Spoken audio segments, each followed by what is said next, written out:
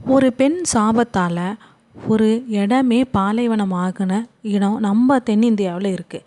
அது எங்கன்னு தெரியுமா? Welcome to Riya talks. இன்றைக்கி பெண்ணின் சாபத்தால் பாலைவனமாகிய ஒரு இடத்தை பற்றி தான் பார்க்க போகிறோம். இந்தியாவில் பாலைவனம் அப்படின்னு சொன்னோமே நமக்கு ஞாபகம் வர்றது தார் தான் இல்லையா? ஆனால் கர்நாடகாவில் ஒரு குட்டி பாலைவனம் இருக்குது.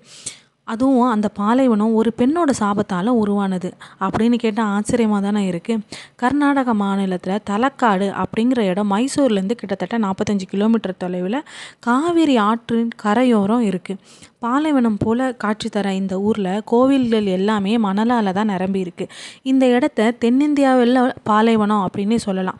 ஒரு முறை சோமதத்தா அப்படிங்கிற துறவி இந்த இடத்துல சிவன் கோயிலுக்கு தரிசனத்துக்காக போயிருக்காரு. அப்படி அவர் தரிசனம் பண்ணிட்டு திரும்பி போகும்போது அவரையும் அவருடைய சீடர்களையும் காட்டு யானைகள் வந்து கொன்றுது. அதுக்கப்புறம் சோமதத்தா வந்து யானையாக மறுபிறவி அதே இடத்துல இருக்கார். அங்கே இருக்க ஒரு மரத்தில் வாசம் செய்கிற சிவபெருமானை தரிசித்துட்டும் வராரு. அந்த சமயம் மரம் வெட்டுறதுக்காக தலை அப்புறம் காடு அப்படிங்கிற 2 சகோதரர்கள் வந்து வராங்க. அவங்க வெட்டிய மரத்தை அந்த யானை வந்து வழிபடுறதை பார்த்து அதிர்ச்சி ஆகுறாங்க. அதுக்கப்புறம் அவங்க மரத்தை வெட்டுறதை நிறுத்திடுறாங்க. இப்படி நிறுத்துறது சொல்லி அசரீரி கேட்குது. அதனால் அவங்களும் நிறுத்திடுறாங்க. அப்புறம் வந்து பார்த்திங்கன்னா கடைசியில் எல்லாருக்குமே மோட்சம் கிடைக்கிது. இதனாலே இந்த இடத்துக்கு வந்து தலக்காடு அப்படிங்கிற பேரும் வந்துச்சு. சோழர்கள் வந்து தலக்காட்டை கிட்டத்தட்ட 11ஆம் நூற்றாண்டில் வந்து ஆட்சி செய்கிறாங்க. அப்போ அதை ராஜாபுரா அப்படின்னும் சொல்லி அழைச்சிட்டு இருந்தாங்க. விஜயநகர பேரரசு வந்து தலைக்காட்டை ஆட்சி செஞ்ச காலம் வந்து ஸ்ரீரங்கப்பட்டினத்தை விஜயநகர பேரரசான ஸ்ரீரங்கையா அப்படிங்கிறவர் ஆட்சி புரிஞ்சுட்டு வராரு. ரங்கையாவோட உடல்நிலை சரியில்லாமல் போனதுனால அவர் தலக்காட்டில் இருக்க அந்த வைத்தீஸ்வரர் கோயிலை பார்க்குறதுக்கு விரும்புகிறாரு. அந்த சமயம் அவருடைய 2வது மனைவியான அலமேல் அம்மா வந்து ராஜ்யத்தை பார்த்துக்கிட்டு சொல்லிட்டு போகிறாரு. அதுக்கப்புறம் கொஞ்ச நாள் கழித்து தன்னுடைய கணவர் இறக்குற தருவாயில் இருக்கிறத கேள்விப்பட்டு அலமேலம்மா என்ன பண்ணுறாங்கன்னா தலக்காட்டிற்கு வந்து அவங்கள பார்க்குறதுக்காக போகிறாங்க. அப்போ தன்னுடைய ஆட்சி பொறுப்பை மைசூர் ராஜா உடையார்கிட்ட கொடுத்துட்டு போக சொல்கிறாரு. ஆனால் ஸ்ரீரங்கையா வந்து பார்த்திங்கன்னா இறந்துடுறாரு.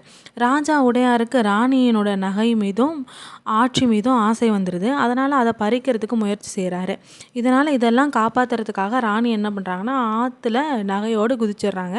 அப்படி குதிக்கிறதுக்கு முன்னாடி ஒரு சாபம் கொடுக்குறாரு. அதாவது தலக்காடு மண்ணாகட்டும், மகாலாங்கி நீர்ச்சுழல் ஆகட்டும், மைசூர் ராஜாவுக்கு பிள்ளை பேரே இல்லாமல் போகட்டும் அப்படின்னு சொல்லிட்டு அந்த சாபம் வந்து கொடுக்குறாங்க. இன்னி வரைக்கும் அந்த சாபம் வந்து பழிச்சிட்டு வரதா நம்பப்படுறாங்க. இப்போ இந்த தலைக்காடும் வந்து பாலைவனமாகவே இருக்குது. இந்த தலைக்காடு பார்த்திங்கன்னா மணலில் புதஞ்சு தான் இருக்குது.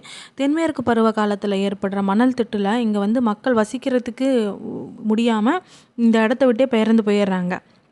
தலக்காட்டில் 12 வருஷத்துக்கு ஒரு முறை பஞ்சலிங்க தரிசன திருவிழா அப்படிங்கிற ஒரு விழா நடைபெறுது. இந்த விழா 5 நாட்கள் நடைபெறும். அதை வந்து பார்க்குறதுக்கு ஆயிரக்கணக்கான பக்தர்கள் வந்து இப்போவும் தலக்காட்டுக்கு வந்துட்டு தான் போகிறாங்க. அங்கே இருக்க அந்த 5 சிவன் கோயில்களையும் வந்து பார்க்குறாங்க. அங்கே இருக்க சிவன் கோயில்களோட பேர் வந்து பார்த்திங்கன்னா பாதாளேஸ்வரர், மருளேஸ்வரர், அர்கேஸ்வரர், வைத்தியநாதேஸ்வரர் கோயில், மல்லிகார்ஜுன கோயில், அர்ஜுனர் அப்படிங்கிற இந்த 5 கோயிலும் அங்கே வந்து இருக்குது. இந்த மைசூர் ராஜாவுக்கு கொடுத்த சாபம் வந்து கிட்டத்தட்ட 400 வருஷமாகவே அவங்களுக்கு வந்து ஆண் வாரிசு இல்லாமலே வந்து போய்கிட்டுருக்கு. இப்போ தான் ரீசெண்டாக ஒரு 5 or 10 years பேக் வந்து அந்த மைசூர் ராஜாவுக்கு வந்து ஆண் வாரிசு பிறந்ததாக சொல்கிறாங்க. கிட்டத்தட்ட 400 வருஷத்துக்கு அப்புறம் அந்த சாபம் முடிவுக்கு வந்ததாக அவங்க வந்து கருதுகிறாங்க. ஓகே, தேங்க்ஸ் ஃபார் வாட்சிங். இந்த வீடியோ பிடிச்சிருந்தா மறக்காமல் லைக் பண்ணிடுங்க, அப்படியே சப்ஸ்கிரைப் பண்ணிடுங்க. Thank you so much.